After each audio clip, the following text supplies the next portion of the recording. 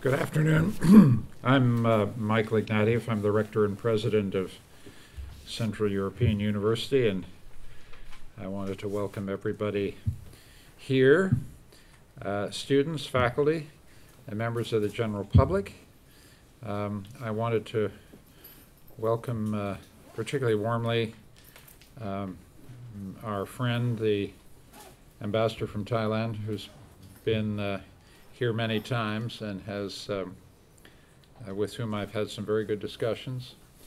And I want to welcome Dr. Panitchpakdi. Did I say that passably okay? Was that okay? No, no accent. Just like a Thai. Well, I intend no disrespect. My name is Ignatieff. It's not easy, so I'm extremely sensitive to any mispronunciation of national names. Dr. Panitchpakdi is an extremely distinguished public servant.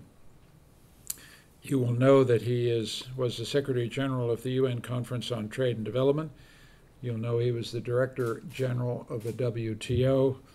Prior to that, he had important roles in the public service of Thailand as Deputy Minister of Finance. He has a PhD in economics, studied with Jan Tinbergen, a Nobel laureate. He's published books on globalization and trade. And there might have been a time when trade was a kind of boring, marginal subject for experts. That time has passed. I will say no more about that, but it is clear suddenly that global trade is absolutely at the forefront of global politics, among the most controversial and difficult subjects we have to face. A personal note, a Canadian like me who was once in the public sector in Canada, we took the trade arrangements upon which our prosperity was built entirely for granted. Simply never thought about NAFTA, the trade arrangement that we have between Canada, the United States, and Mexico that allows us to ship goods across borders without even thinking about it, so that vehicles we call Canadian have a bit of steel that started in Quebec and have a dashboard that was made in Indiana and has some tires that came from Canada, and that's what we thought a vehicle was. A Canadian-made vehicle was a vehicle made in all these places. And suddenly we're in a new world in which all of those assumptions about the structure of international trade are now in question. I don't mention this to embarrass our guest who may or may not talk about that, but I certainly will be listening to anybody who has his experience in international trade. And so I hope that we will all welcome Dr. Panitchpakdi and listen attentively to his remarks. Thank you so much.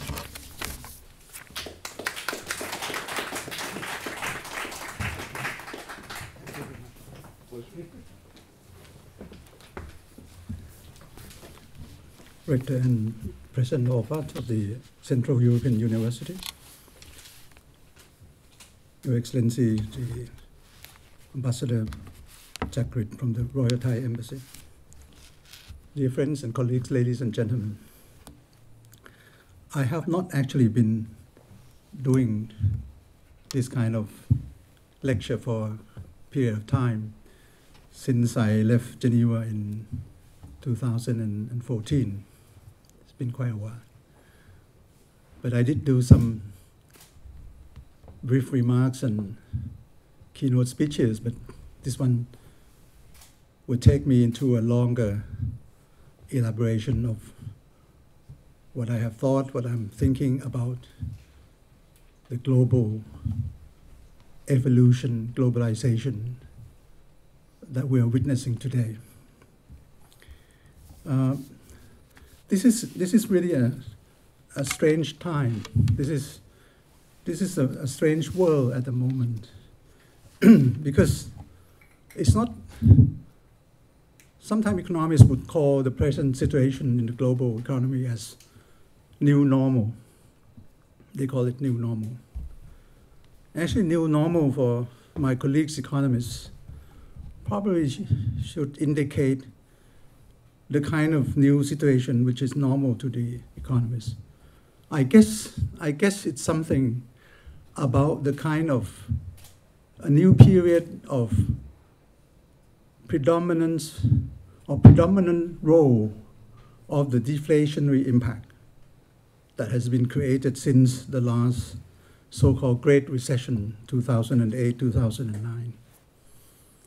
Because as you can see, we economists have been used to fight against more of the inflationary impact, the way we need to control money supply, the way that we need to be trying to discipline our colleagues in the fiscal areas, and fiscal policies would have to be made in a way that we would not allow deficits to outgrow the capacity for the governments to incur debt and repay the debts in a way that it could be useful for the economy. We're not seeing that at the moment. But I cannot disagree more with the word new normal, because it's nothing new what we're seeing at the moment. It's a kind of reaction to the crisis in 2008, 2009, which people try to compare with the largest one before that was actually created in the 1920s, in 1929, 1930s, with the dire consequences that people thought that the ways that we would have to get out of that kind of a depression era was to be more restrictive with trade. Because in those days, I think people actually knew what they were doing, but they were still very primitive in the way they think about the kind of monetary and trade policy, as Victor has already alluded to. They thought if you have actually suffer from outflow of funds and trade deficit, current account deficit, best way to stop the bleeding is to stop trade, to block trade, block particularly import. And that has led to some of the most devastating era of the trade scenario since we've seen the international trade being brought to this world. It has given us a real good lesson, a historic lesson, that you cannot actually intervene by using administrative measures to try to redress the macroeconomic issues that need to be remedied by coherent kind of real and monetary policies together. It's not only, you see the end results in terms of trade, but trade actually is the final end products of what macroeconomic policies have been doing in your own country. I'm saying this, that the world is turning a bit upside down, and the new normal is not really new, because we've seen something like this happening in the past, but people tend not to learn from past history. My colleagues used to say that the lesson that we learn from past history is that we never learn. We have been here, we have been there before, but it seems that every time we are confronted with a different situation, we always think that, oh, well, this is something that may need something else. We don't have a recollection of the historic events that should have taught us what to do and what not to do. And this is particularly so with economics, because economics doesn't have a laboratory wherein you can go in and experiment your policy-making exercise. You can only learn from past analysis of past historical events to be able to understand what kind of remedies, what kind of policies that have been useful, what kind of policies that could not be excessively utilized because it can create side effects. But at the moment, we are living in a world wherein, instead of transforming ourselves from the past period of globalization, I used to call it the second globalization period. This is going to be the third one. I would have thought that the third period of globalization would have ringed in more participation from all over the world. The first globalization, as we saw before the First World War, was actually Europe-centric. It was mainly around this area. Second generation covered the whole world more so, but it also covered mainly the rise of the large multinational corporations. The third one, which should be the one in which poorer economies, developing countries, should partake more into the process. As we see the rise of what they call the rise of the global south, where in developing countries, emerging markets are trading more among themselves, more with the rest of the world, to cover more than half of the global trade. So that should bring in actually a more balanced, a more inclusive kind of globalization and international trade evolution that should be something which is an improved version of the second generation of globalization. But it's not to be so.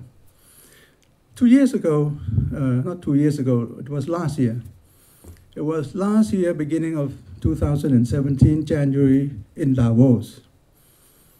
I don't know whether you have this recollection of the Davos meeting of last year. You must have found something to remember. There was really a memorable Davos meeting last year in 2017. Memorable for two things. One thing was that normally at Davos meeting, you see a lot of leaders from around the world coming. Any part of the world, leading personalities. But one leader of the world, leader of China, normally they won't appear at the Davos meeting. There has been no president from China that has appeared at the Davos meeting. Premier, yes. Prime Minister, yes. But last year, President Xi Jinping himself made a point that he should attend, and then he went. He went to Davos. And actually, this is the starting point that I would like, if you have time, just take a look at the speech that Xi Jinping delivered in Davos. I will come back to that. But the second part that is a surprise for Davos is that there was no real leadership from the side of the United States. Normally, leaders, leading congressmen, politicians from the United States would be there, but last year, there were not very much a significant representation from the United States side. Well, mainly because President Trump was just elected, and so he could be excused for not coming. But there was a lack of participation from the US side. But the thing that is most memorable at that meeting, and if you have time, I would recommend you to take a look into the address that was delivered by President Xi Jinping at that meeting. And the thing that actually drew my attention to that speech was when he first started a few sentences, he was quoting, of all people, Charles Dickens. Do you know Charles Dickens? Charles Dickens is a typical Western Anglo-Saxon author who wrote about poor people, rich people, And there was, I think, one book or one piece of literature that Charles Dickens wrote after the first Industrial Revolution. Must be in the 19th century, 18 something. And there was one sentence that he wrote in that time, in the wake of the first Industrial Revolution. He said, "It was the best of time, and it was the worst of time." This is the sentence that Xi Jinping started off his address by quoting Charles Dickens, saying that for him, this is the best of time, and it was also the worst of time. And he went on to say positive things about globalization, that it has brought us into a more modern age, help China to reduce poverty, help make people live longer, become healthier and everything, has brought us digital economy, the digital age, brought us the kind of communication possibility, potential around the world that we have never seen before. So actually, globalization has brought us benefits that we have traded with each other as never before. The rise of trade volume every year before the crisis in 2008 was on average 6-7% per year, which is quite great because output growth was around 3 to 4%. So always the trade share of GDP, of global GDP, has been expanding all the time. So become more and more globalized all the time. We trade, we travel. But at the same time, it was the worst of time. And during the time that we had globalization, we also had horrid time with economic crisis.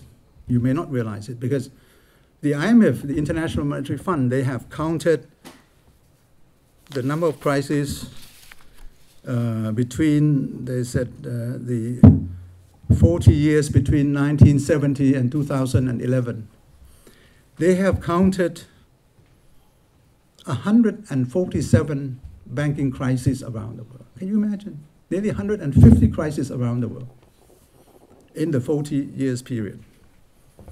So, you know, the situation of a new normal or the critical period at the moment, we've seen it before, we've been there before, and we should have learned from the past experiences, which we sometimes learn, we sometimes do not. But we've seen crises before, big and small, but we've been here before. And there are more negative things like the rise of terrorism, the problem with migration, refugees, incidents of poverty, unemployment, and one of the worst things that has happened during the period of rapid global growth was the widening gap of income inequality.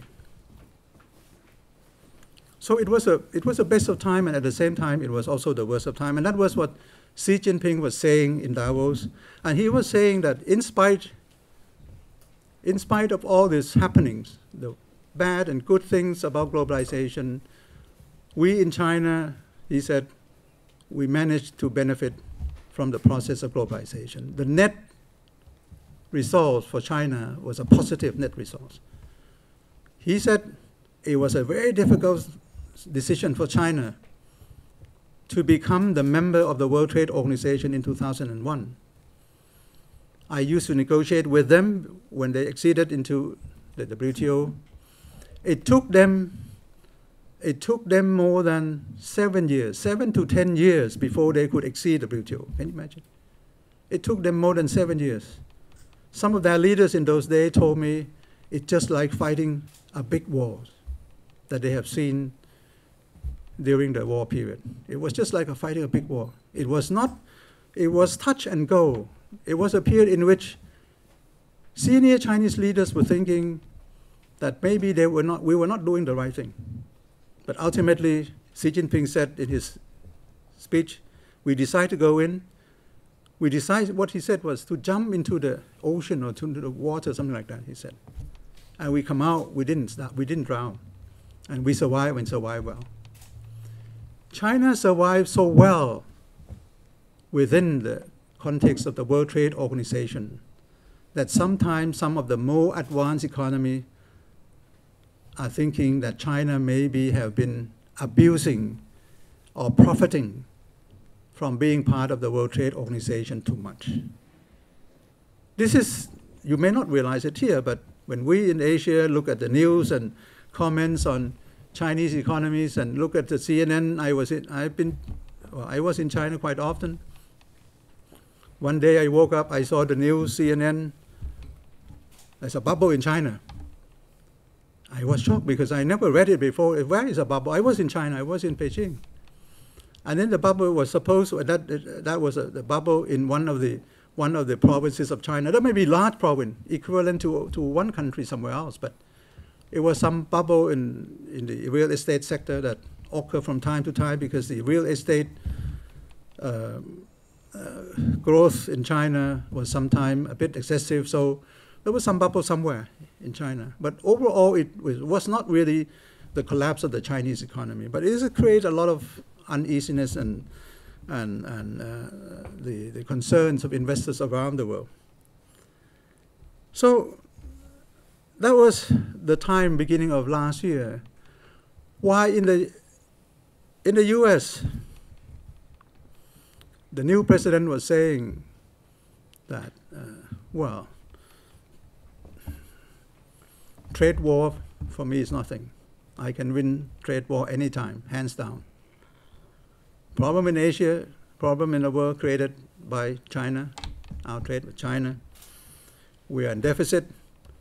That's why we're not growing, and the deficit can only be cut down when the Chinese cut down their export to United States, and so there'll be less trade, less import from China to United States. Then out of the, I don't know how much, nearly 400 or 500 billions of trade deficit in China, out of which China would account for 300 and 350 billion. If we just throw that out of the window, then we will be safe and free. So this is a world turning upside down. Oh, President Trump said even more than that. He went on to castigate my former employer, World Trade Organization, by saying that the WTO is a catastrophe. The WTO is a catastrophe. So you see, this is a world that we've been witnessing from both sides. When I was in Geneva, it was already, the mood was in the world was rather grim because the length of recovery process of this last recession from 2008 to 2018 has been quite a long period. At the same time, the revival of the global economy started mainly in the part of the world which is emerging economy. Emerging economy and those in Asia actually emerged from the crisis as early as 2009, whereas United States, it took them, I don't know, until the last couple of years, when US put in unprecedented amount of liquidity into the market. Well, people have lost count, but I mean, I have read several reports, and my own counting is that at least $5 trillion US dollars of liquidity, the so-called quantitative easing, has been put into the banking account so that it can pump up the economy in the United States, which didn't help very much. In Europe, we started to do the same thing with the quantitative easing much later than the United States, but it was much less resolute than the United States, so the recovery process was a bit intermittent, not really even, uneven. Japan did the same thing with quantitative easing, so the whole world actually flooded economy with liquidity, with money, with the hope that there would be a quick recovery of the global economy. That's why they say this is new normal. No matter how much we pump in the money, the economy would not recover. Not until, I would say, the last few years, and still, this is what I am still thinking about the global economic outlook, is that we cannot rest assured that this is really a real recovery. Because Professor Larry Summers sometimes has been saying this is just a statistical recovery, and I tend to believe with him. Not always that I believe, I would agree with what Larry would be saying, but he was saying about this recovery that this is statistical recovery. As part of the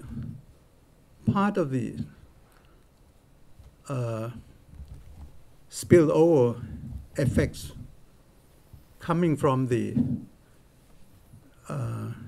stimulus measures to take the world out of deflation, of the greatest ever deflation that we've seen in the modern day, was that the liquidity that has been pumped into the market,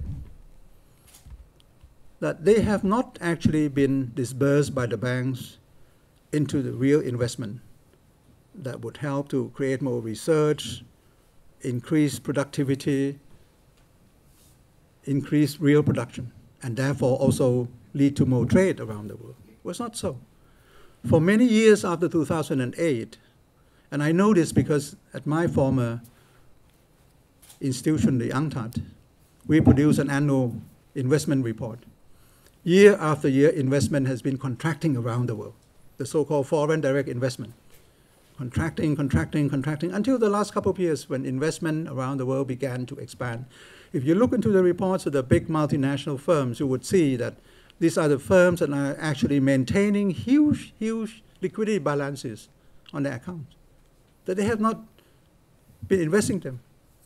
And the question is why, in spite of all the... So, you see, the issue that I'm taking up here is that you cannot always cure the illness with the means that has actually led to that illness. Because the means or the cause of that illness was so much borrowing, so much money so much money to create a lot of bubbles in the asset prices, in the stock prices, in the prices of land, in the prices of houses, of condominium, that have led people into believing that this is going to be a heaven forever. This will be something that we can live on, we can borrow more because our assets, our houses, our shares have been always increasing in value. And that was actually part of the illusion that has led to the kind of what Professor Harold Minsky, the Minsky moment. And that broke out in 2007, 2008 when Lehman Brothers had to be liquidated and AIG has to be rescued. So it's a world turning upside down,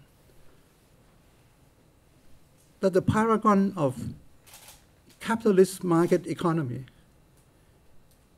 has been resorting to state intervention in ways that we have never seen before, in ways that those countries used to renounce, that state intervention or policy space should not be allowed for countries, that we should leave all things to the market, that the efficient market hypothesis is a deus ex machina, is something that is always right, which has been proven wrong. And this is what we at UNCTAD has always been trying to warn the world that has become a little bit uneven because you see imbalances around the world in trade, in budgeting, in borrowings.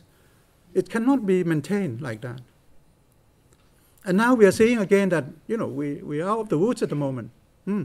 Everything is doing well, the world is sunny, and we're seeing growth in the United States after so many years of anemic growth. We're seeing growth in Europe after so many years of ups and downs. One recession, double recession, triple recessions. And we can stop now flooding the world with liquidity, which is bad because you flood the world with liquidity that will not go into the real sector. It will go somewhere. So it was put into the asset market, and you see prices of shares around the world going up with no reasons. In various economies around the world, you don't see companies making profits that should warrant the kind of rise in their own value of their shares. In the United States, since the recession, 2008 up until now, Dow Jones and all these indices has been growing all the time. This is a large purple patch for those who have been investing in the US stocks market, in spite of the fact that the economy has not yet recovered.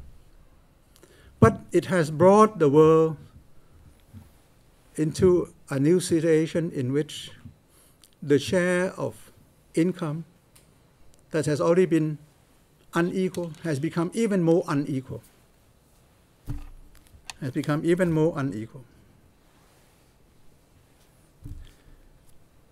We have now, at the moment, you know this, I'm just repeating the thing that you know, 1% of the global population that owns the wealth equivalent to half of the global wealth existing today.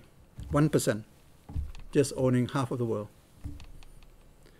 We have 3.5 billion people, nearly half of humanity, owning a menial 2.7% of the global wealth. And these figures will not get better. These are figures that getting worse. I mean, the 1% of the world population, the richest billionaire in the world, they are going to own more than a half in the next 10 years. This is the prognosis. This is something that I don't have to invent, but this is figures coming out of the UN, coming out of the Oxfam, coming out of the Oxford Economics. All these people are producing same kind of figures. So the richer are growing much faster in their riches than the poor are getting less poor. Figures are everywhere. The middle income people in the United States, median income has not been growing the last 10 years. This is a fact. Unemployment in Europe, sorry to say this has been really a rigidity in Europe that unemployment has been really, I mean, double-digit unemployment is really bad here or anywhere else in the world. But to have double-digit unemployment in an advanced economy like in Europe, 10% on average, more than 10% for the young people, for the youth. Certain period of time, some economies in Europe have youth unemployment 25%. It's not Greece, and I don't say it's Greece. Greece is the worst of that. So this is the situation with so much money into the economies around the world, so much QEs, QE1, QE2, QE3s, and still pumping. Europe probably will be stopping this year, but still pumping. United States has stopped doing the tapering of the QE, the quantitative easing. And now everyone is saying, this is a bright sunny day and it's going to be with us. This is a real recovery. And I'm saying, no, I don't see it that way. And I'm sorry that I would have to be, and again, doing the dismal kind of talking as economists are prone to do, but I thought, well, the good things you can read in the newspaper anyway. And there'll be good things to be produced by institutions like the IMF and the World Bank.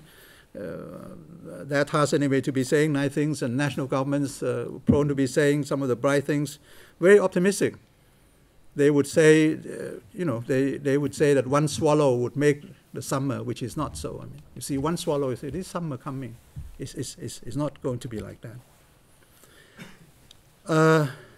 And I'm risking, when I say this, that I'm not seeing a real recovery yet.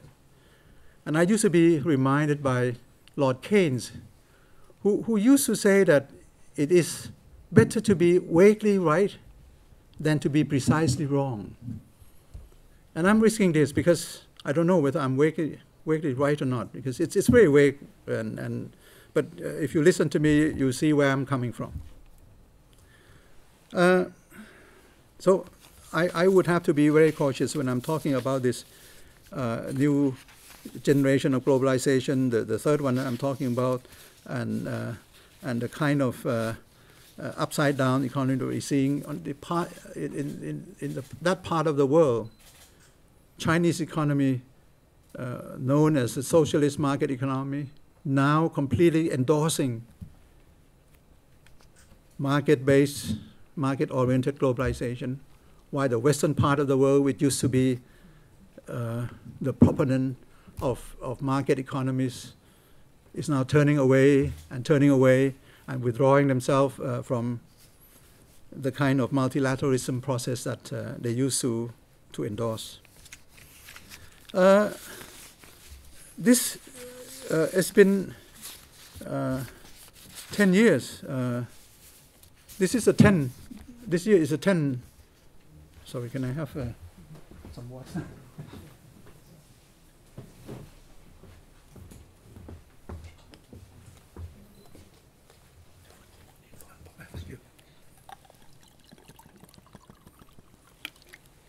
Thank you. Okay.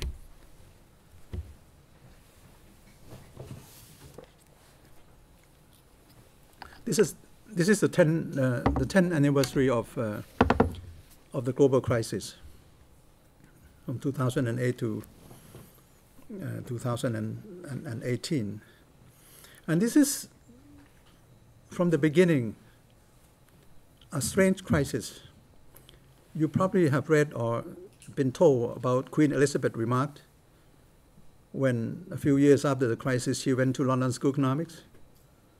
And she was asking the professor, economic professor at the London School, saying, is it true that none of you has ever predicted this? You know, normally economists would predict 9 out of the past 3 recessions. That's what we used to do, predict 9 of the last 3 recessions. But Queen Elizabeth went to LSE and she said, is it true that, you professors have not really been predicting this? And yes, there have been some who has been predicting it, but on record, it was very strange that the first warning came from where, did you know? Came from Asia. It came from Asia, it came from Japan, from the Central Bank of Japan, from the Bank of Japan. You see, because the Central Bank of Japan and Japan has suffered for decades. The first decade in the 1990s and in the second decade, nearly 2 decades of economic deflation. Because Japan never dealt really with the kind of malaise that was underlying. They never deal with the banks that should be taken out, should collapse. They keep everything alive. A lot of Frankenstein living in the Japanese economy, kept them alive. And they have not going. They just keep waiting for the death sentence and everything. So it was a Bank of Japan staff members who have actually notified us quite a few years before 2007. And they were looking at some of their past experiences. You see, so history does teach us something. They look at the excessive prices of assets. They look at the way the borrowings, the debts of government, the corporate debts have been multiplying. And they look at the situation in the United States, situation in Europe and around the world, and they said, well, this is something which is very precarious. They saw it coming. They have lived with it in Japan. And the bad loans that have been accumulated went up to around $1 trillion in the 1980s in the real estate bubble in Japan. And that never went away, actually, because they kept it on their books. They should have taken it out, cleaned it, everything, take bad loans out, set up a new bank, good asset bank, but they didn't do it. So they spotted coming. And they saw the pre-crisis sentiment of hubris. Couldn't care less, this is going to be all right. We invent this paper, we securitize this, we make derivative here. If the derivative become risky, we create another, what is it called? The credit default swap, so we can guarantee on guarantee. Not enough guarantee for this one, we put another guarantee. So it became a long line of securitization that those people who came in, at the end of the line, they didn't know what actually originated the value of all the things that they are holding on to. And I used to be a banker before, and colleagues in banking business used to tell me, and I could understand that being a decent banker, you don't question, because it looks bad if you don't understand what is it. Why is it called CDO? What is it swap? What is it meant? Who is actually the real borrowers behind all these securitized loans and everything? It doesn't look, very, very respectable. So nobody knows. And so this accumulation of hubris, greed is good. Opacity. I was told that in the US Fed, a lot of former colleagues from the Goldman Sachs, they would go to Goldman Sachs, they would come back into the Fed. And so the people who supervise the banking system and people are being supervised, they're the same people. So you cannot do that. You cannot play the role of the referee and be kicking the ball with you. So you have to be different people. And the models that they're using are the same models. Tunnel vision. They said, oh, wow, shadow finance, what is shadow financing? This is efficient financing. You don't do direct borrowing, but you try to create layers after layers of financing so that it can be exceeded by people easily. And look at, it was all done with good intention. The rise of the so-called subprime mortgage crisis came with a good intention that politicians in the United States wanted to tackle inequality. Did you see that? And books written on that. Because of inequality, people could not actually finance the mortgage of their home, particularly the poor ones. So what they did in the United States was to tell the loan association, the housing banks, and all these people, don't worry about it.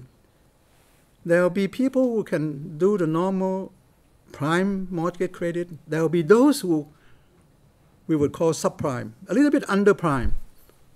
But they should be lent to because they need a house. So go and do it. And the housing prices are going up so they can repay the loan. Don't worry about that. And so because of good intention, subprime credits expanded and expand. And Fannie Mae and Freddie Mac, they would be our supporting hands. Whatever you lend, you can resell it to us and we will support the market. So there will be no loss of values. So this is the greed, the hubris, the opacity, and the tunnel vision, and the kind of, I would say, the misconceived Fed policies in trying to keep interest rate very low at the time that they should have actually lifted interest rate certain period of time. There was one, I can mention his name, and he said this himself, Ben Bernanke, very famous economic professor, Federal Reserve Chairman.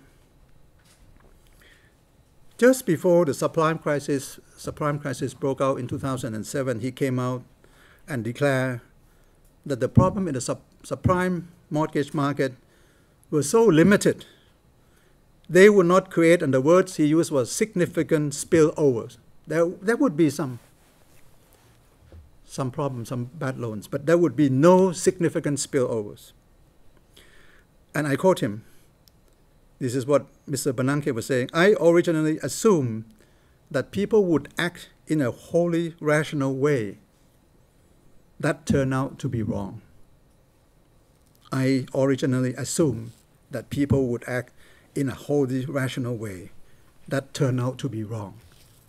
This is a very instructive comment by a former Federal Reserve Chairman.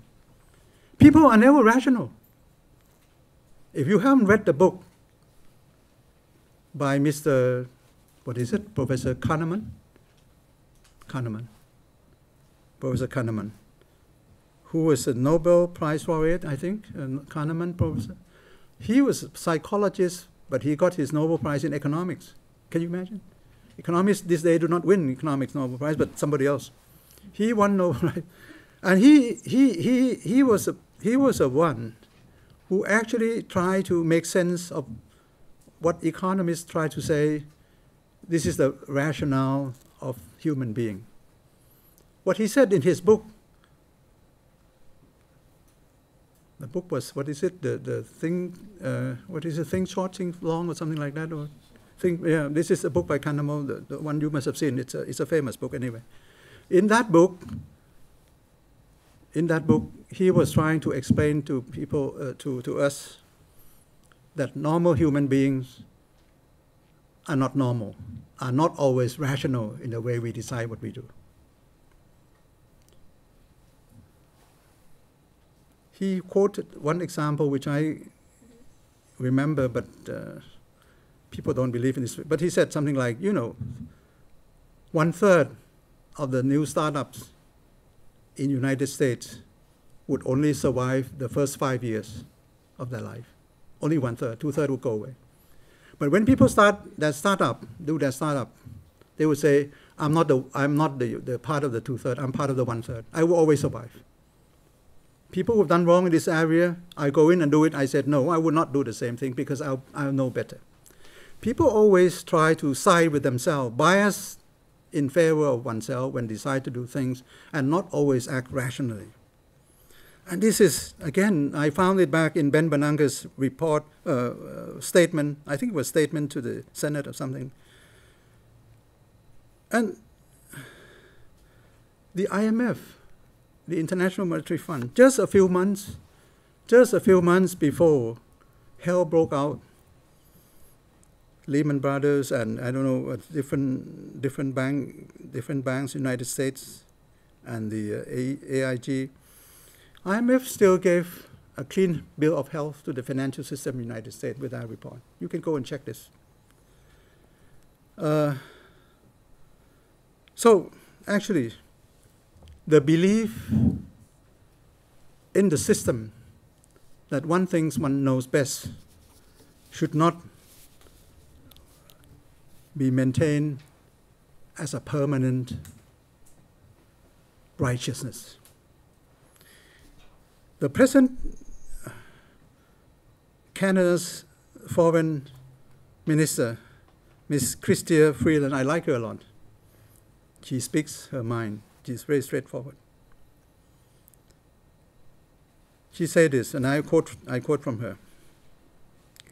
She said, authoritarianism is on the rise. Authoritarianism is on the rise. Liberal democracy was under threat. If history tells us one thing, it is that no one nation's preeminence is eternal. No one nation's preeminence is eternal. Another very instructive comment from one of the major negotiators now working through the complicated negotiation to recreate NAFTA 2.0. But I'm making reference to this 10th anniversary of the crisis, lest you might forget, because the lesson to be learned there. The lesson that we are now may be having to relearn is another report coming from the Bank of International Settlements. They have just reported that the ratio of global debt to GDP has jumped from 179% to 217% between 2007 and 2017, the last 10 years, during the crisis period. During the crisis period, 2007, 2017, the debt to GDP share around the world has risen by nearly twice. This is more so than before we went into the crisis in 2007. And this is now global. In those days, it was mainly United States, Japan, some countries in Europe, but now it's global. And the situation is this.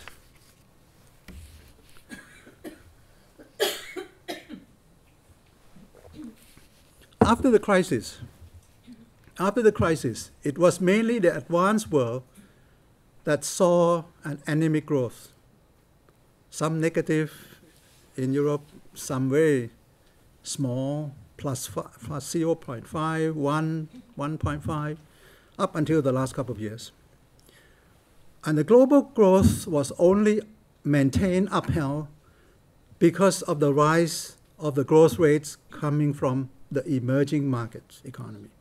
The likes of the Chinese, the Indians, the Brazilian, Mexico maybe a little bit, Indonesian, the Philippines, ASEAN, South Africa. Some of the emerging market economies, they've been growing. But as time went by, and as the contraction of the global trade remains, all these countries actually have suffered also. So ultimately, in the last couple of years, the whole world was suffering, not only the part of the advanced economy that suffered from the recession, so including the emerging economy as well. Now, the problem is that the emerging economy, when they suffer, unlike United States, they can print dollars, all the time, no problem. But emerging economies, when they suffer, they tend to print their own money, which is not accepted by people. They can print, but when they print, actually they reduce the value of the money, so that's not worthwhile anyway.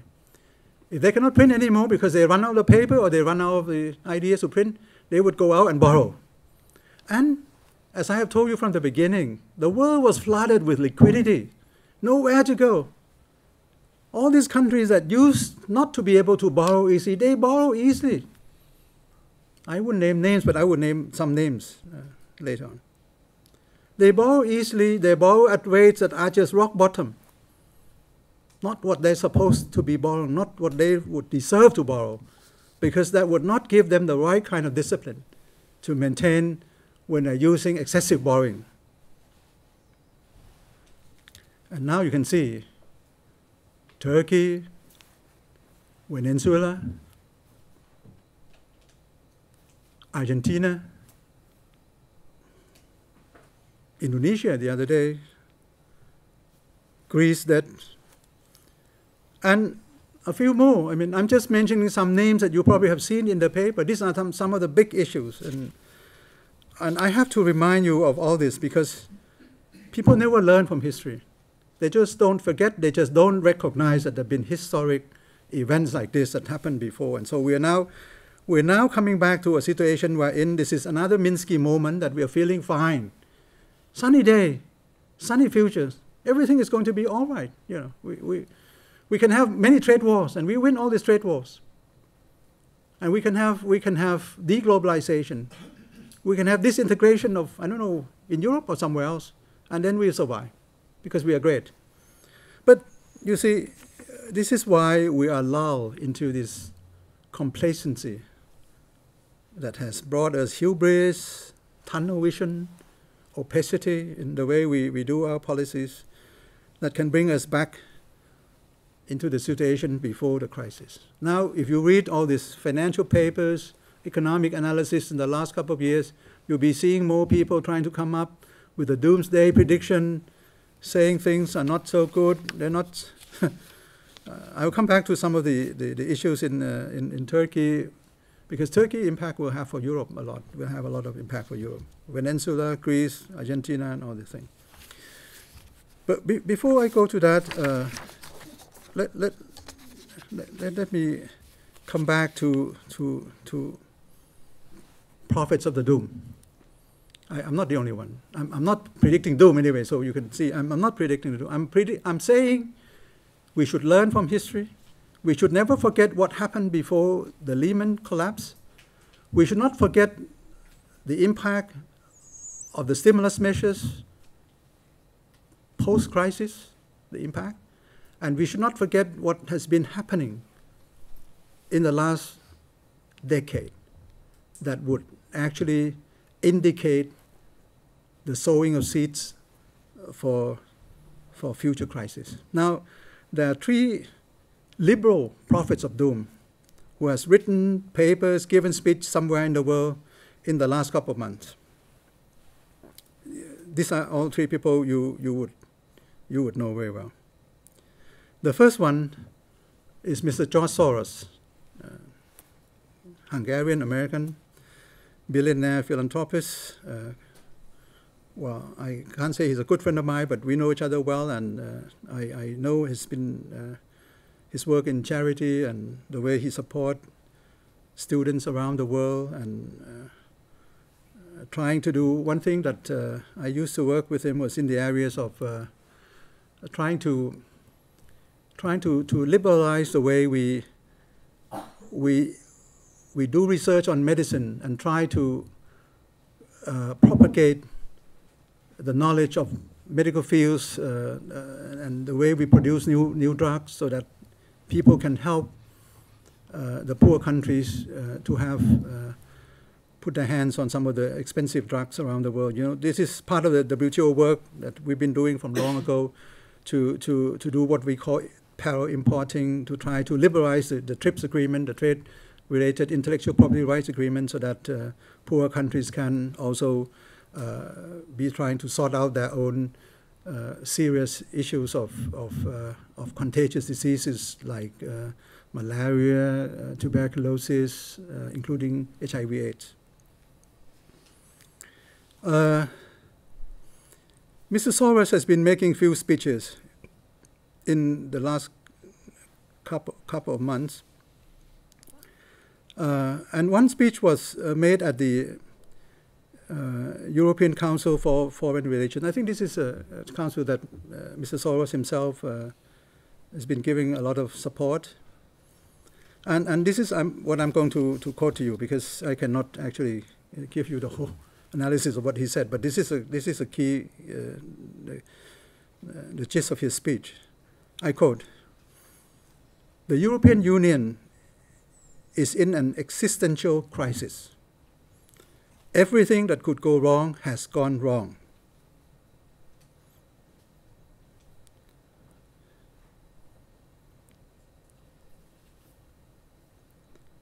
Austerity-prone rich countries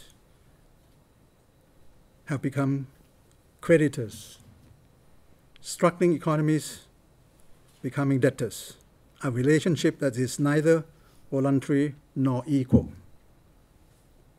So this is his prognosis, quite gloomy for Europe, and Europe that is a bit of a divide between the richer one, the creditors, and the debtors. And as you can see, this is not the situation that changed overnight. It's something, it's becoming more permanent, that is of grave concern. Creditors actually would need to be more generous in trying to help the debtor countries to resolve their own problem. But this is not happening, and it is an unequal situation at the moment that cannot be maintained very long. Of course, I don't want to comment on situation in Central Europe and Eastern Europe, but you know Mr. Soros has been doing this all the time, so he was very concerned with the extreme political ideology that is creeping up in Europe, not only in this part of the world. I mean, you saw the election the other day, yesterday in Sweden. You see the rise of populism in Europe. Don't ever say again that populism this day is just enlightened populism. It's not the same as we saw in the 1930s, you know. This populism is populism. Right wing is right wing. Extreme right wing is very extreme right wing, and they all are actually moving ahead, while globalization, while multilateralism is just being withdrawn and retreating. So it's not only Mr. Soros has been saying things like this. I saw another speech made by President of France, Mr. Macron. He made also another very significant speech, and he actually, he's been always a very optimistic person. But this time at the meeting of the European Parliament in Strasbourg, just a few months ago in April this year, what he said is this, I quote, "A sort of European civil war is reappearing, where our national egoism appear more important than what unite us, where fascination with illiberalism is growing by the day, where geopolitical threats give Europe a responsibility which grows day by day." So again, another prognosis, not really pure doom, but just gloomy, coming from President of France. The third one, this is all happening in the last couple of months. Obama, former President Obama, he was in Johannesburg the other day making a speech in honor of the 100th anniversary of the birth of Mandela's. And he also said something like this: "The promise of a better world is now diminishing. The promise of a better world is now diminishing. We now see much of the world threatening to return to older, more dangerous, a more brutal way of doing business.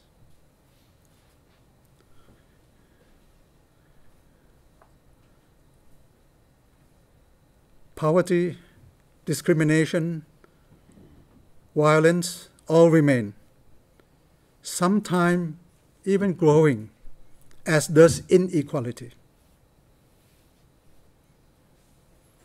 And he also said somewhere something like this, that, elites are more closed off from the mass of the people.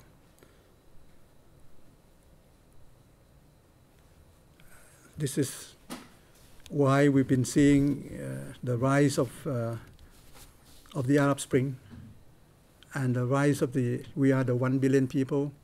All this dissatisfaction, discontent of those who have not been positively affected by globalization process. And these are not really the three critics that I have quoted to you came to my mind because I've been reading this, and then I began to note down, and I saw, and there are more of this.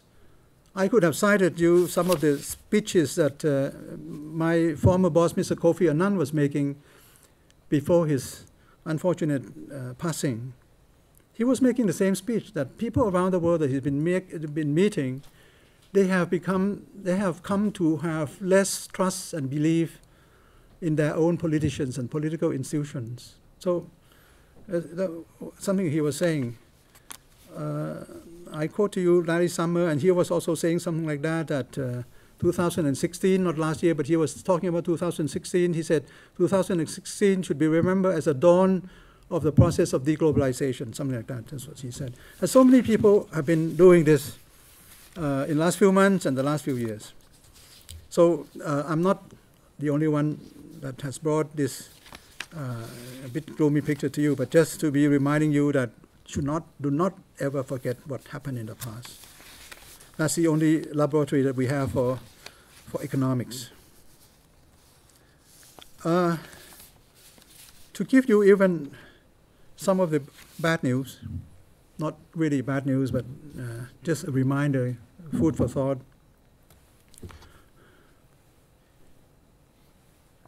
There are so many new books being published in the last couple of years that discuss challenges to globalization.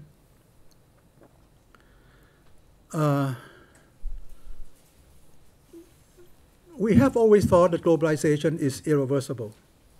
And it may be irreversible because globalization, I always say, is not an endogenous process. Globalization is an exogenous process. You like it or you don't like it, it will be propelled by forces outside of government's control, your control, multinational control, because it will be propelled by advance in technology, science, and research, and communication, and connectivity, and transportation, everything. So globalization will move forward. But globalization seen as an institution, institutional globalization, the way we can produce international agreements, the way we would all observe international agreements, the way we would execute global agreements in the way that we are responsible nations and people. This is a bit more in doubt. 3 books quickly that I will go through for you so that if you have time, you can have a look for yourself. Interesting books. One book was by a gentleman called Stephen King. Stephen King used to be an economist working in the city in London. He wrote a book called Grave New World, not Brave New World. It's a Grave New World. The End of Globalization and the Return of History. This is just a bit of a cash on Francis Fukuyama on the end of history. But this is Grave New World, the end of globalization, the return of history. History has not ended yet. With the end of communism, Francis was saying it's end of history. Stephen King saying no, this is the end of globalization and the return of history. We're going to write another history.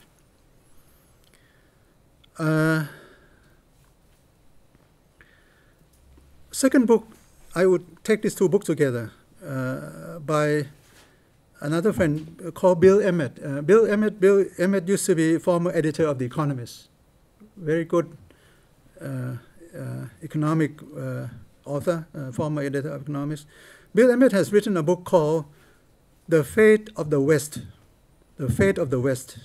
The Battle to Save the World's Most Successful Political Ideas. The Fate of the West, the battle to save the world's most successful political ideas. Now, the gist of these two books is this, that instead of calling us, well, sometimes we call it globalization. What we are seeing in terms of practical political implication is openness. Globalization is about openness, right?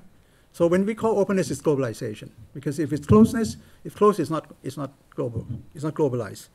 So these two books actually, they foresee a period of unprecedented threat. This is their words, unprecedented threat to the system of economic and political openness, as resulting from global financial crisis and exacerbated by economic inequality.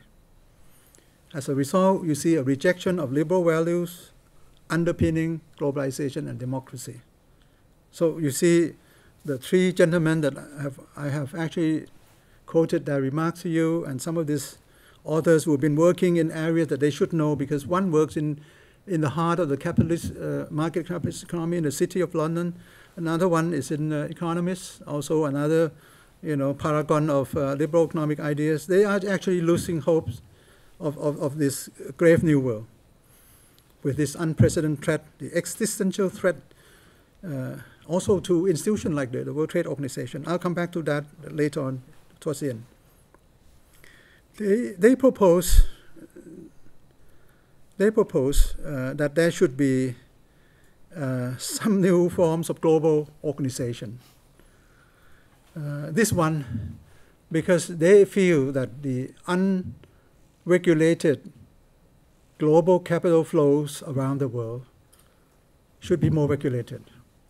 Now, this you can see for yourself whether you agree with or not, but you see, the thing that we promised to each other in the wake of the last crisis was to have international financial reforms. International financial reforms. We have not been very successful with that. We have been successful in dealing with the too large to fail thing. That is something that the Bank for International Settlement has set up some rules and regulation to deal with the too big to fail. Because you see, all these national governments are held in ransom by huge financial institutions. When you become so large, you are not allowed to fail. In Switzerland, where all of my UN colleagues bank with UBS, we all have our account with UBS, we bank with UBS. At the time of the crisis, UBS existence was threatened. And the size of UBS, as you know, is many times the size of the Swiss economy. So the Swiss government put everything in there to help UBS to survive. And UBS just survives, and survives very well today, but with a huge support rescue operation from the Swiss government. So when financial institutions get to be a bit too large, they cannot be allowed to fail, because the whole country will fail many times over. So this is something that for the future, they must be allowed to fail, to collapse.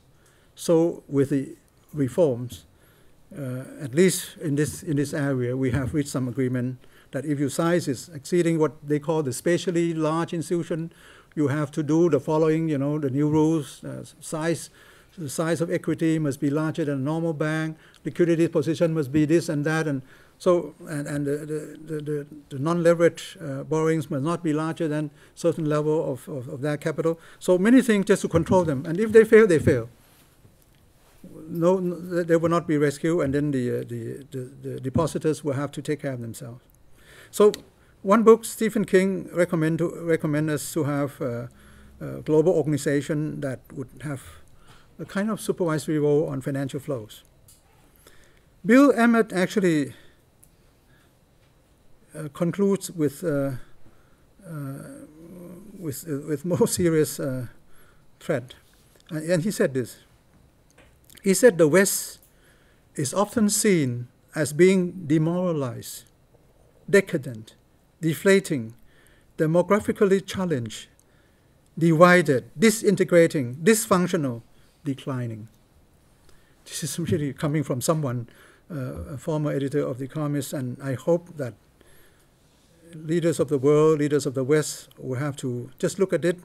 Maybe the conclusion is a little bit harsh, but it has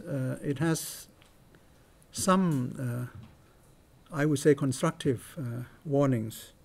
And Bill Emmett actually suggests that we should foster more international rules, international collaboration, and all this sort of thing, which is, to my mind at the moment, is rather disintegrating.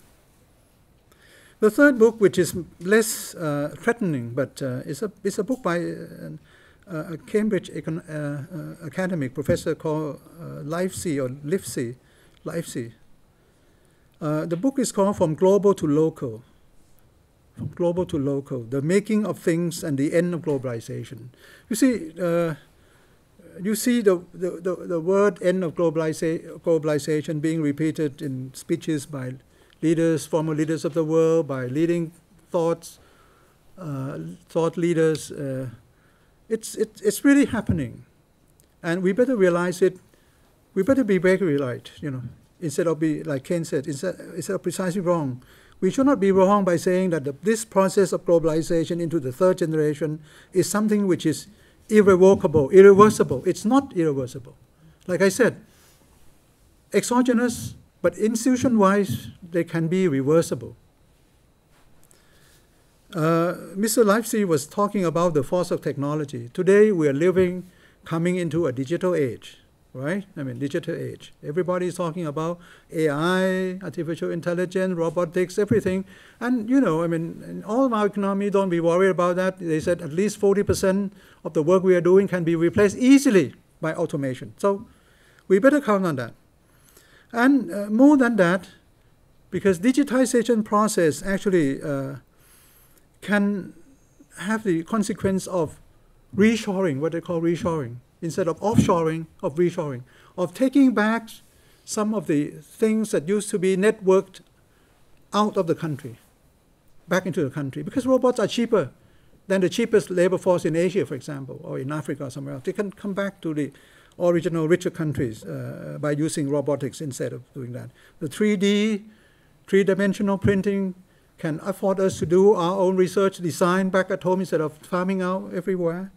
And the new form of medicine, what they call the biomedicine, treatment of cells and everything, should be done in-house more instead of farming out. So the modern technology force of digital age will not actually help to keep the network open, to have more international network of production and the globalization process that has emerged in the past.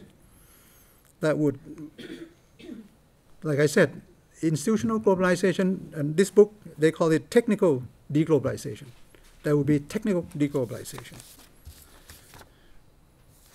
I have actually gone on for a bit longer than I thought, and maybe you're feeling that there's so many things that I've said that you might like to question me, because I still have some concluding remarks to make, but I have promised you to say something about Turkey, Venezuela, and all these things. I just try to conclude for you what I see. You see, the crisis in Turkey, again, everybody saw it coming. Yeah, right? Saw it coming. People normally now blame on the president, Mr. Erdogan, and if you are Turkish, you might blame it on Mr. Trump. Well, I would blame it on the policy-making exercise of Turkey. Turkey was very well advanced in their economic development policies, in their welfare provision for the people. So much so that the government has been spending so much money to subsidize wages, subsidize social protection, medical support, and everything. But at the time that they have not actually been successful in doing the thing that they should be doing that try to improve their productivity before they farm out the money, before they become very generous with their support to the people. Or that has to happen at the same time. But what happened is that they did all that in giving the welfare to the people without really earning their own income by borrowing so much. And as we've talked about, the interest rates are so low. The ease with which one can borrow in the international market in the last decade was really unprecedented. So it becomes so that Turkey has been losing their competitiveness all the time, while pumping in a lot of money has created inflation rate of around 15% per year. Their deficits on current accounts has been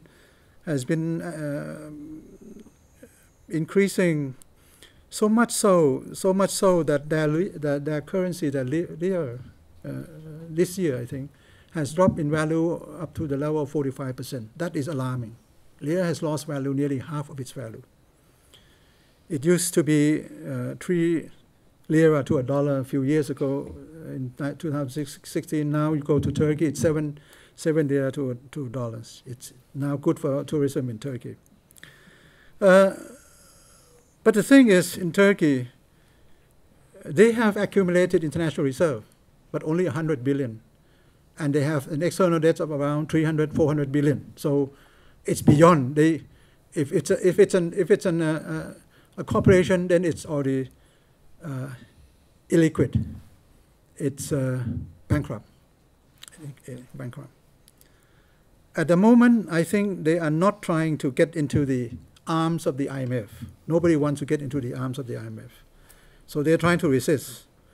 But at the moment, the policymaker in Turkey also try not to allow interest rate to go up, because they have normal fear, as we all have, you see, because interest rates are too high and people suffer. So they have resisted interest rate to go up. But then when you do that, when you have deficit, then your currency value would come down, and that would even increase the level of inflation even more so. So if you don't cut the Gordian knot here, you will not be able to solve the issue. So at the moment, Turkey is in a bind. It will have to decide somewhere, somehow, to cut this Gordian knot. And it's difficult because I think the president has his son-in-law as a finance minister. So it's very difficult family business. But this should be a concern to Europe. I can tell you this. This should be a concern to Europe. Why? Because Europe has lent a lot of money to Turkey. I don't want to name banks here. I have them all here, but there are banks in Europe, good banks, less good banks. The banking system in Europe is another huge story altogether, you see. Europe has a union in everything except in banking business. You don't have banking union in Europe, and that is one of the flaws in Europe at the moment. So a few banks in Europe has huge exposure to Turkish debts. Some countries even close to $100 billion. Can you imagine? Turkey cannot be allowed to default. Turkey cannot be allowed to default. But let's not say never, never. I don't think Turkey should default. ECB, European Central Bank, should not allow Turkey to default. But of course, Turkey is not part of this, so I don't know how you do it, but at least there must be some lifeline coming from Europe to help Turkey, because not only is Turkey important in financial terms to Europe, Turkey has great geopolitical significance to Europe, because to the eastern side of Turkey is a kind of expansionist country that is pushing at that border. So Europe needs protection from that side. Turkey, at the moment, has done a lot of, charity, a charitable thing for Europe, because it has accepted more than 3 million Syrian refugees, kept them in Turkey. And they're all waiting to join the European Union. This is alarming news, but at least they're doing great service to Europe. More than that,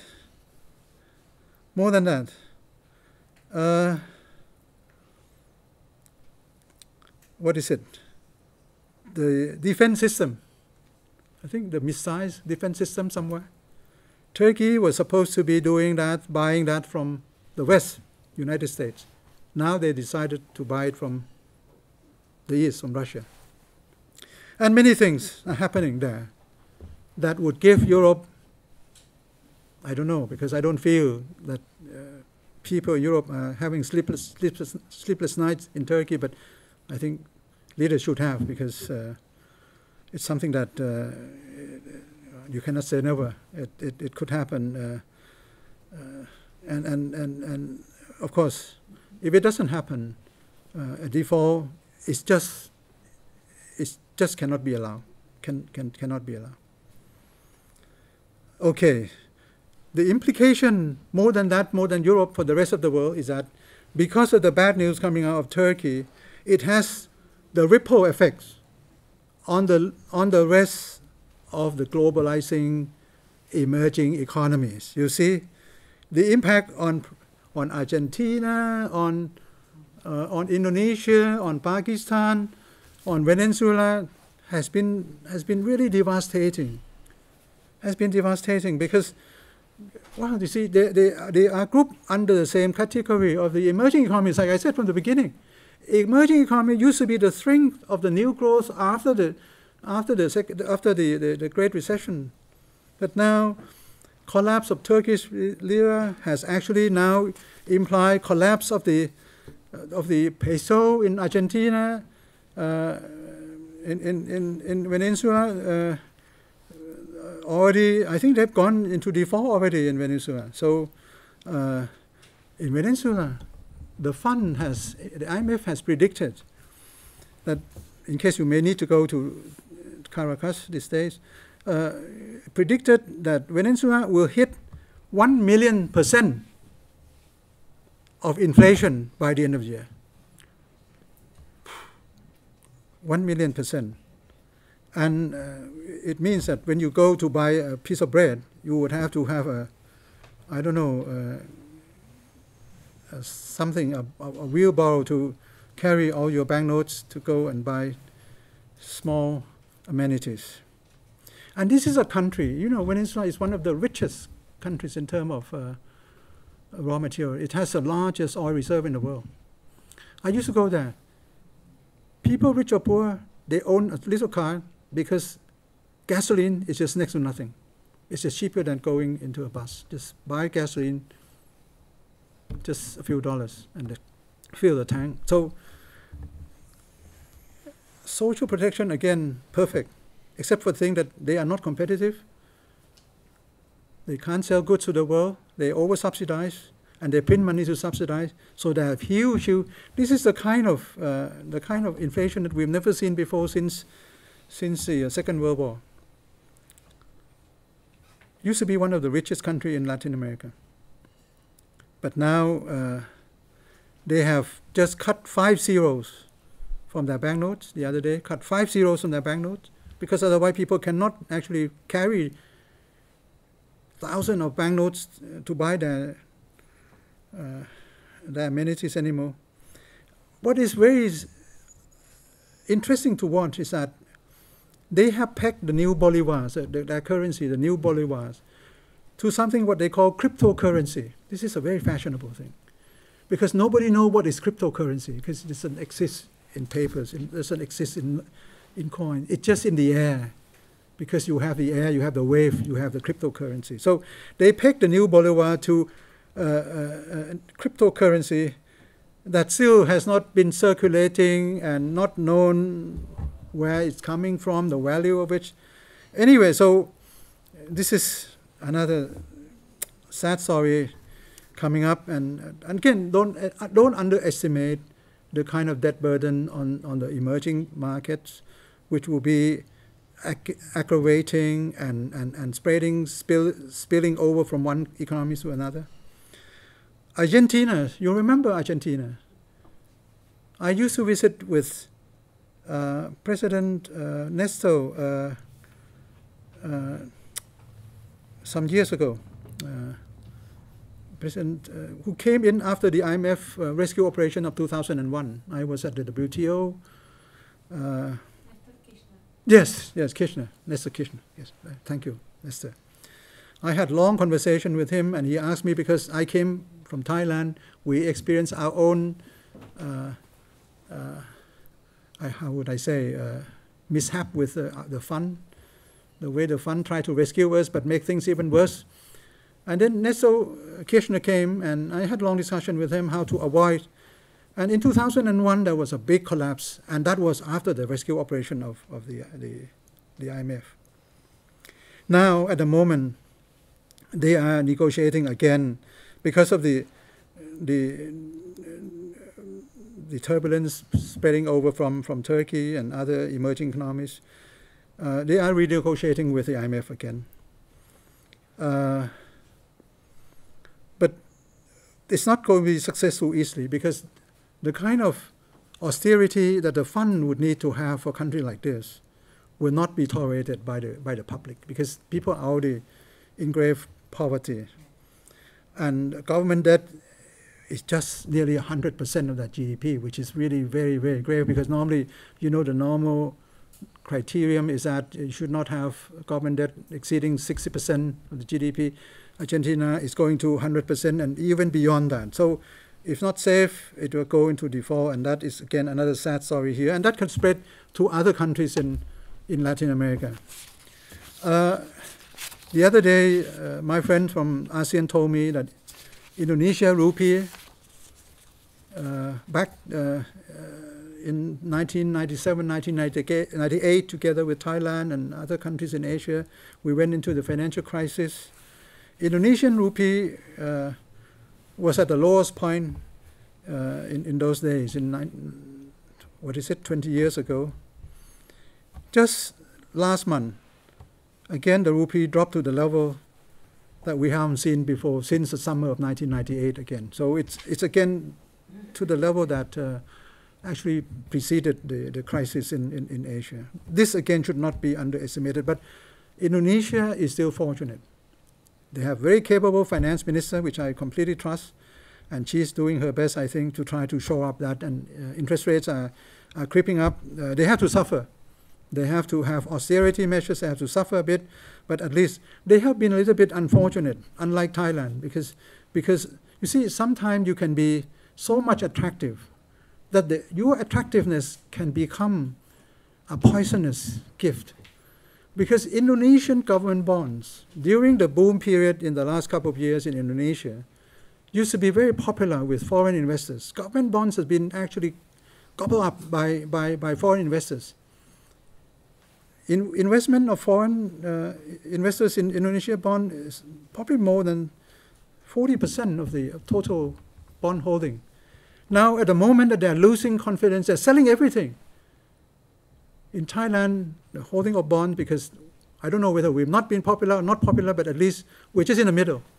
So government bonds are being held by outsiders, foreigners, about up to the level of 10% of the total market of the bond. So when they sell bonds in Thailand, nothing happened. But in Indonesia, when foreign investors begin to offload the government bonds, it hits the national currency very strongly. These are a few of the things that are just blips, you see, on the warning signals that I see happening, but I think people will be seeing, but people sometimes tend to overlook or forget or try to sweep it under the carpet, because ugly thing people will never like to see. Let me end. I come back to the U.S. The other day, 2 months ago in August, as every year, as like Davos, I quote Mr. Xi Jinping, I like to draw your attention to the so-called Jackson Hole meeting. You know, Jackson Hole meeting is an annual meeting of the central bankers around the world. Jackson Hole is a place where you go as a respectable central bankers. to talk about the problem of the world. And at Jackson Hole, Wyoming, they try to resolve the problems of the world, which they've been doing that every year. They've been doing that every year. Now, this year, at Jackson Hole, people have been asking Mr. Jerome Powell, Jay Powell, what do you think, Mr. Chairman? Because this year, the US government is supposed to be raising interest rates 2 more times. They've done only once or twice already. Twice. 4 times they should raise interest rates. Now, Mr. Powell was asked this, and he was very cautious. He's the first non-economist Fed chairman. Something very strange this day. Non-economist winning economics Nobel Prize. Non-economist being appointed to the chairmanship position of Federal Reserve. So anyway, it could be improvement. He was saying something which is very interesting. He was saying that at the moment, the path of Fed's policy begins to look fraught with complications. No more straightforward quantitative tightening. There used to be quantitative easing, right? After quantitative easing, after QE, it is now the process of quantitative tightening. And he quotes, because of messy US politics and some of the plausible political drama makes it harder for Fed to raise interest rates. He said, and this one I quote, there were risk factors that could demand a different policy response. So you know, there might be interest rate. I'm for one. If I would have been part of the Board of Governors of the Fed, I would resist certainly for the interest rate to go up in the United States today, because the figures on employment, on growth has been, again, uneven. And the kind of trade policies that has been presented by this US government is still being fraught with doubts around the world. I wouldn't call it trade war or protectionism, because in past US governments, administrations, similar policies have been brought forward anyway. People tend to blame Mr. Trump for being more protectionist than others. My experience, I've seen with the WTO, Mr. Bush used to do the steel thing as well. Mr. Obama used to say about things not making America great, but saying buy us, buy America, which is against the spirit of the World Trade Organization. So let's not say that this is a new thing, that Mr. Trumponomics that would create problems trade war. I don't think so. It's a way of the President of the United States trying to leverage his position, trying to gain certain vantage position against those that he have to negotiate with. And he will be probably successful now in trying to regenerate, re-engineer NAFTA. So NAFTA 2.0 is now being completed as we're seeing, and this is actually what Mr. Trump has been promising, and people would say in the beginning that it would not be possible, but now he's doing it. But because of the uncertainty of the threats, the perceived uncertainty, because the threats have not yet been executed, only sometime partly. So, I mean, the Fed chair is saying this.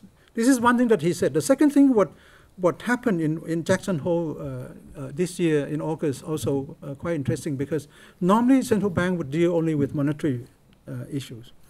But this is the first time that they deal with the non-monetary issues, which is the issue of why the labor share of total national income has been declining from year to year. This is something that I have mentioned to you from the beginning. This is part of the resolved consequences from the excessive liquidity injection into the market that has not gone into the real production, not gone into productivity increase, but has gone into the excessive appreciation of the asset value. So asset price gone up, people who are richer, owning wealth, assets, they're gaining in terms of their income. Those who are income earners, have they not seen their income increasing at all. So this is a big issue with the Fed, because Why this is a big issue? Because if the Fed keep on raising their own policy rates, they would hit the poor even more. Now, the tax reform that has been agreed on by the Trump administration and is being implemented today, economists tend to agree that it would have even more the impact of aggravating the income gap, because the exemption, tax exemption for the rich is going to be much larger than for the poor. Why? To finance the exemption of the tax for the rich, they have cut down on the kind of the care programs for the elderly and and those who are unemployed. So the social entitlement programs have been cut down to finance the tax reduction for the rich. So this is again a world turned upside down, I've said, and it's a world that we should have a global governance. Some institution that would be able to take everything that I said today and not to be concerned, but to put them all together and invite the world to try to sort out the issues. You would have said to me then as a response, oh, well, we have G20, G8, G7. You know what they do? I mean, G7, in my own experience, I've been working with them at the time that I was with the WTO and UNCTAD. It's quite a long period of time, more than 5, 6, 7 years. Every year, I went to talk to them because the Doha Development Agenda, you remember, this is the new trade round that people have already forgotten. This is the longest ever trade round that has been negotiated ever. It started in 2001. This is 2018. It's been 17 years. Uruguay round, the round before this Doha agenda, lasted only 7 or 8 years. 8 years. It's been 17 years and there is no end to it. So this is going to be an unfinished symphony, unfinished round. Every year I went to talk to G7, used to be G8 with Russia. Every year the G7, G8 issue a grand statement. This year, we're going to task our trade negotiators, our commerce ministers to go and finish the round next month, 2 months from now, 3 months from now, every year like this. After the first year, second year, third year, I kept warning, please, you are losing respect from the rest of the world, because how can the leaders of the world sit together every year and cannot even request their own trade ministers to agree on something which is so simple? You agree with things more than that among bilateral, regional agreement, but at the multilateral you cannot agree. Every year it's become something which is embarrassing to the world. So at the moment we don't have a functional global governance that could take care of the ills of the world. G7 doesn't function that way. This, I don't know how many times, now they stop issuing this statement.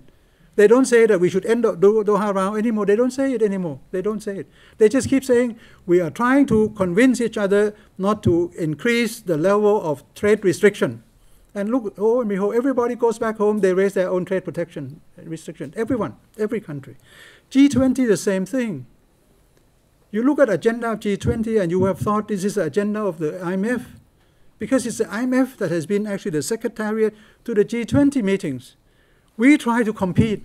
When I was at the UNCTAD, at the UN, we used to tell them that, look, I mean, G20 was the idea conceived by the UN, you see. We conceived of G20 because the ECOSOC, which is the Economic and Social Commission at the UN, did not function properly because the big nations, the big donors, they don't care about ECOSOC. They said, if you come to ECOSOC, we have to listen to the poor countries complaining this and that, so we don't come. So we in 2007, we said we should do something which is effective. So we proposed the idea of G20, and then President Bush at that time, he told us, I'm leaving the office, let me chair the first meeting, let the US be the chair. So he took it away and he hijacked it, and so G20 become something that is now outside of the UN entity, which is unfortunate. Because the UN has 190-something countries, 93 countries. G20 is G20. So where is the 173 countries? They're not there to voice their complaints. So again, we don't have a global governance, and this is something that is very much in need at the moment. If you want to tackle all the issues, not to allow crisis to be another, just statistics happen times and again, and the level of poverty increasing. We're not going to meet our Agenda 2030, the so-called Sustainable Development Agenda, which is something which is meant to overturn the mistakes coming out of the capitalist market economy. Meant to do that. The 17 goals there, which we have agreed a few years ago, 2015, 2030 is a goal of eradication of poverty, gender equality, ecological improvement, I don't know, renewable energy, how many percentage points increase. So this is the thing. So we must be able to do that. And I have been making some suggestions sometime in the past that if we cannot reform ECOSOC at the moment, the ultimate thing is what we should do is to try to reform the ECOSOC, to make the economic and social committee of the UN work to the benefit of the 193 odd countries membership of the UN. Then we should revamp the G7. We should revamp the G7. And Mr. Trump the other day was trying to re-invite back the Russian. You remember the Quebec, I don't want to quote, I have a lot of quotes coming from Quebec meeting, and there was horrible quotes there. Just maybe for your interest.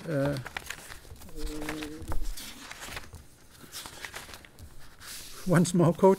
Die Welt, the largest German newspaper, they wrote a long article on the G summit in Quebec and called the summit, quote unquote, the end of the West.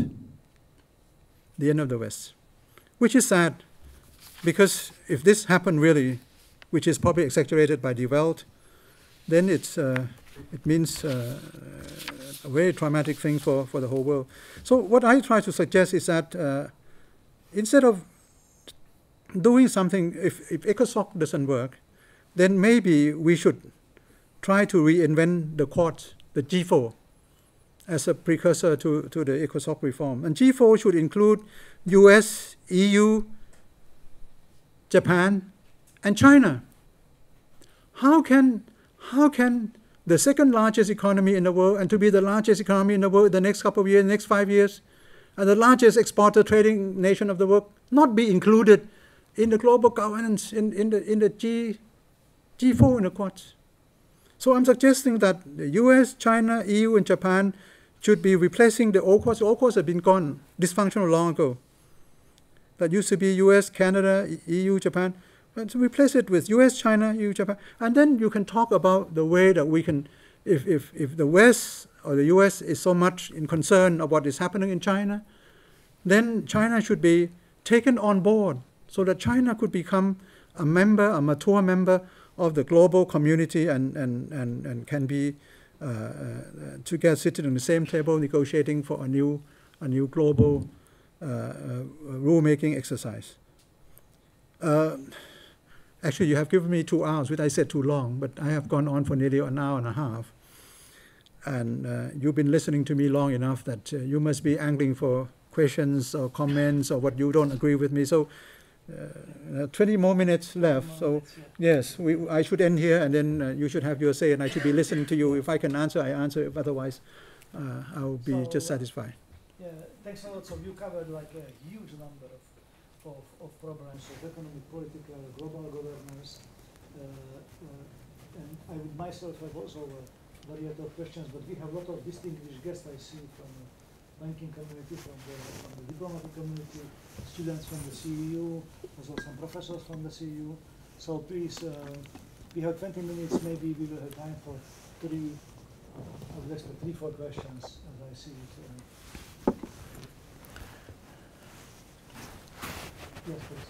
If you would shortly just introduce. Yes, I'm Ivan Bušić from Croatian Embassy, non-economist. So, thank you for your kind presentation, interesting presentation. Rather pessimistic one, but still very interesting. You mentioned the prediction of the crisis from the Japanese central bank experts. So, following your presentation and following your speaking about dangers and problems, are you familiar with some prediction of the new crisis? Is there any serious prediction about date, year. Maybe this, you have some shares, so you know what I mean. So is there any similar prediction of the crisis? Of course, you've spoken about some experts speaking about doomdays, but is there any serious prediction of the new crisis, economic crisis, global economic crisis, when it could happen? Well, normally, among us economists, we used to say there has been always one big economic crisis every decade. This is already a decade after the last big crisis in 2008. So one could be forthcoming, but because at the moment we've been forewarned, and like I said today, I mean, some of these issues in Venezuela, Argentina, in Turkey, in Indonesia, Pakistan, South Africa, and Brazil, we're seeing coming. We know the problems at the moment, but we need to deal with it in a way that it doesn't spread. You see, for example, the issue in Turkey. I know, I mean, Europe cannot go in and tell Turkey to do this or do that, but somebody or the IMF should be able to help us to try to understand the issues and to listen to these countries and try to be part of the solution, not to be part of the problems. We don't have at the moment institutions that can have the full understanding of the country. IMF go in to lend money to the country, to do standby credit, to support their currencies. But they want their money back, you see. They want their money back. They don't want to lend 50 billion US dollars and see it being washed out right away. They want the 50 back. So they have to force the government to use less money, spend less money, to be tightening their belt even more, so that the tightening actually is self-defeating. So there must be a sort of a concerted action that different entities together try to stage a sort of a rescue operation. We for example, at the UN, we have different programs, because I don't want to take much of your time, but for example, we have the so-called responsible borrowing principle. We try to set up criteria for borrowings that have gone into infrastructure, into education, into something which is helping to shore up the strength of a country, potential of the country, and borrowings that go into white elephant projects, into wasteful projects, into statues, monuments, and things like that. And we try to distinguish between the different kind of investment and borrowing to invest into a certain area. So we need to have countries to be not supervised, but to be observing some of these things than before to prevent the crisis. We have Transparency International. They are helping us at the UN to try to look into the transparency of governments around the world, and so they can help to prevent the crisis from happening. So if you ask me to predict the crisis, I don't think we can predict in terms of exact date, because these are creeping crises that we at the moment have the capacity to prevent. It's good that we know these are coming, and so we can try to begin to prevent. But if we lose faith, for example, if the West is turning away from globalism, turning away from globalization, turning away from multilateralism, then we have less hope. If everyone tries to say we have a nationalist program, we have to look after ourselves, so be it. Of course, charity always starts at home. Everybody knows that, but it doesn't work in this globalized situation. We have to convince government to still come together, and all the books have been written that I show to you, quoted from them to you. They all end with the same thing. We have to try our ways to try to prevent fragmentation of multilateral process and to get people back together. It's the only way. I don't think there will be an immediate collapse or crisis, but there will be countries that will be involved in different crises like this that will be spreading in emerging economies. But when it comes to emerging economy, it might not have a big global implication. But nevertheless, we should not forget that emerging economies are becoming the strength of the global growth in the future. So, I mean, if we can move from the G20 into the ECOSOC kind of meeting, or having a mini ECOSOC meeting, a green room for ECOSOC, so that we can deal with the whole issue under the UN, instead of having, for me to start off with, I frankly here, I would not have only the IMF determining the agenda of G20. I would have the UN determining part of the agenda and to do it within the context of the ECOSOC as well. Please, or another question? Yeah, here please. So the short introduction. Yes. I am a CEU student for public policy, and I was wondering if you could give a brief diagnosis of the Thai economy. Well, the Thai economy, you know, it's very strange because it seems that with the junta in the administration, that the Thai economy would not be doing well. But you know, in spite of that kind of forecast, the military government has been successful in dealing with some of the issues that democratic government could not have dealt with. For example, firstly, in terms of illegal fishing, illegal trade in human beings, in people, dealing with corruptions. Our own corruption rating has been improving from year to year in the last couple of years. They have been successful, first government ever, in introducing property taxes, inheritance taxes, something which is more egalitarian than before. So we are going to have election next year. But the kind of major agenda, economic agenda, has been clear, has been actually dealt with the military government. At the moment, we need to be growing into the new digital economy, and that is something which is a big hurdle for Thailand. How to grow ourselves into the digital economy at a time that we have still a large deficit in the human resource development. That is a major problem for the country at the moment. So it's something that I value. First time we are going to have 20-year national strategic plan, 20 years.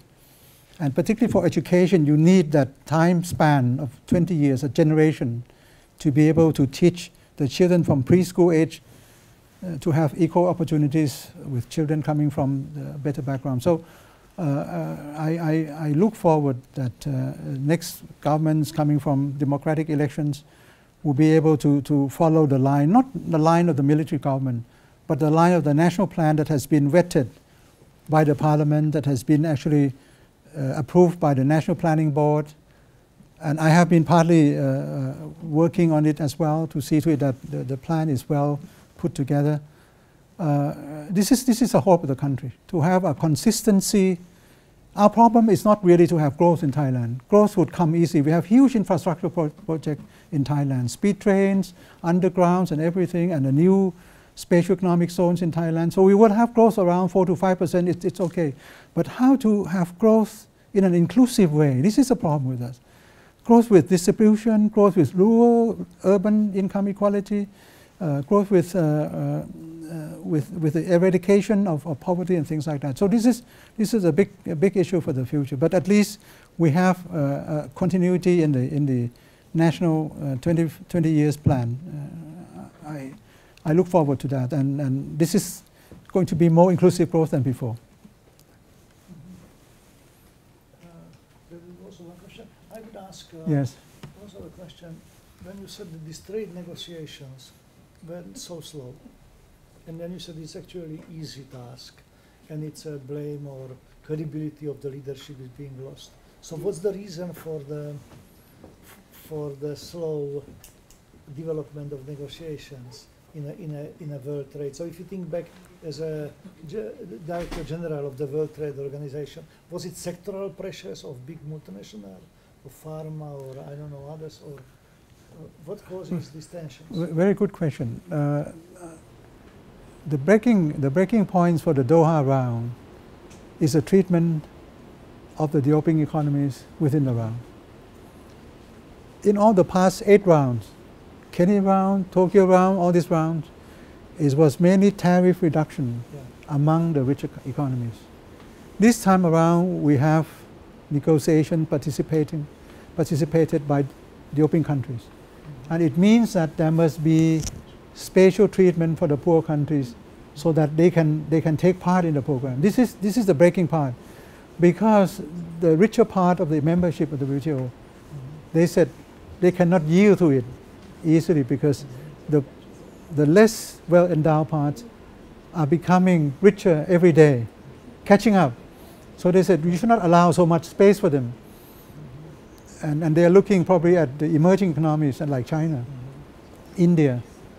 So that is at the moment the stumbling block. How to allow the policy space, what we call spatial and differential treatment, that could be brought into the final agreement. And that is mainly in 2 areas. And in agriculture, of all things, very strangely, we agree on something which is very meaningful, but people do not realize. We agree on total elimination of export subsidies in agriculture, which is something that nobody has imagined. This is all we agree. But we need to agree on also the treatment of, what is it, in the NAMA, the manufacturing sector. The manufacturing sector, which, of course, the West is losing competitiveness in the manufacturing sector. So this is something that they want the developing economies to also have a huge cut in their own protection line, which developing economies are saying, when you were poor, you did the same thing. You have a very high level of tariff protection. Now you're rich, you want to reduce. We cannot do it. This is the crux of the match. How to do spatial and differential treatment in a way that you can allow developing countries to come on board and develop advanced economy to accept that. This is a big issue. We work very close every time. The last few years we were very close. But at the moment we are breaking up into different groups now. Not that we're not making headway. We're making headway in the area of trade facilitation, just agreed. We're going to do this in the areas of services, trade in services, which is going to be the future of the global trading system. And we are going to do a separate agreement on e-commerce, which is going to be in need of the new rules and regulation to avoid cybersecurity and everything. So the WTO, I would say, people may need to look at the reform of the WTO at the moment, the reform of the WTO. That the WTO should not be all about trade negotiations, but about trade rules. You know, the non-tariff barriers should be trade rules. We should have better trade rules. And trade rules can be negotiated outside of a trade round. So we might have time if there is any. It's a long process, 2 hours for a last question. If there is from the public. Yes, that's the last question. I'm an exchange student from Tokyo, Japan, but I'm Chinese. So our topic is from Asia perspective, how we see the future of global economy in the Asia perspective. Is there anything good in Asia, the cooperation between economies in Asia, like China, Japan, and between the Asian countries? Is there anything good that we can learn from, like in Asia, good examples, or like, or like it's not that good. Like, there's any divides in Asian countries, or like it's against the tide of globalization, like that. So. Asian economy is I call it an enigma. It has both the kind of positive inclination and the negative at the same time, you see. The geopolitical temperature is rising in Asia. Yeah. Geopolitical, as you know. But the geopolitical temperature could be cooled off by doing more geo-economic integration, like you said. So this is the effort in Asia that we are trying to do, to try to do economic and social integration with ASEAN, the 10 countries of ASEAN, with China, Japan, Korea, Australia, New Zealand, and India. We want to have India, China, Japan together in a big group with ASEAN at the hub. You see, you can't have China at the hub, you can't have Japan at the hub, you can't have because they would not yield to each other. But ASEAN at the hub, is believable as an honest broker, as a neutral entity. So this is happening under the negotiation called RCEP, Regional Comprehensive Economic Partnership. It's 10 ASEAN countries plus 6. This is a big undertaking and hope to be signed off soon, but it has been held back again, like the Doha round.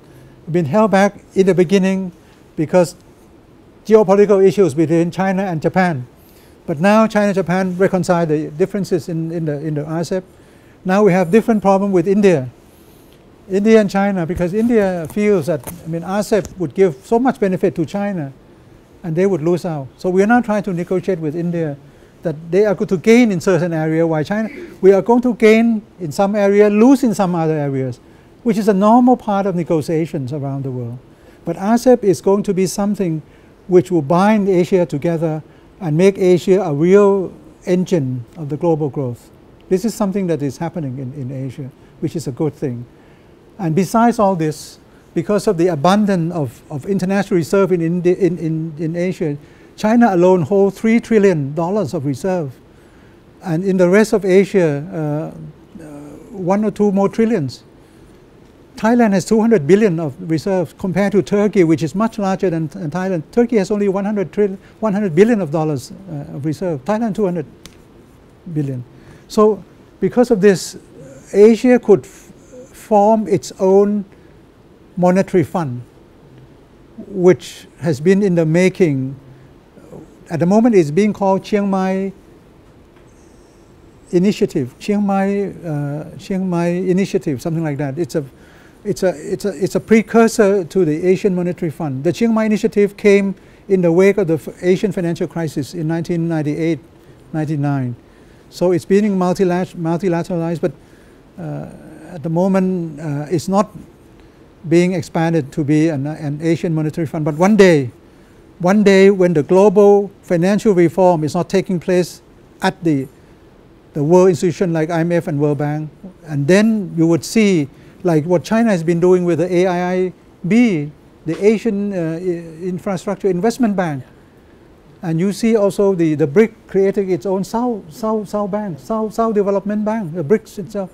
So if the IMF is not going to change its governance quota, bringing in more Asian entities like China and the rest of Asia into that, because of the size of the capital funds in this place, they're not going to function well, because IMF needs a capital increase, but it's now being blocked because the incumbent governing members do not want to give way for Asian participants to come up, which is really unfortunate, because IMF would have done much more with a reserve fund that can be mobilized from Asia. So please join me to thank our more distinguished speaker for today's afternoon. Thank you.